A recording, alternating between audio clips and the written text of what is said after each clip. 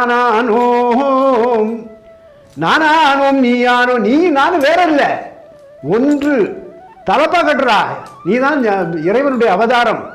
கண்ணாடியை பாரு, கண்ணாடி தத்துவத்தை கொண்டு வந்தார். கண்ணாடி என்ன தெரியும்? நம்ம உருவம் தெரியும். அந்த உருவத்தில் நீ தான் இறைவன் என்பதை உலகத்திற்கு எடுத்து காட்டினார். நாஸ்ட்ராடாம் ப்ரெடிக்ஷன் சொல்லுவாங்க ஜெர்மன் ஜூ. ஐயா சொன்னதுக்கு மேல ஒண்ணு சொல்லல.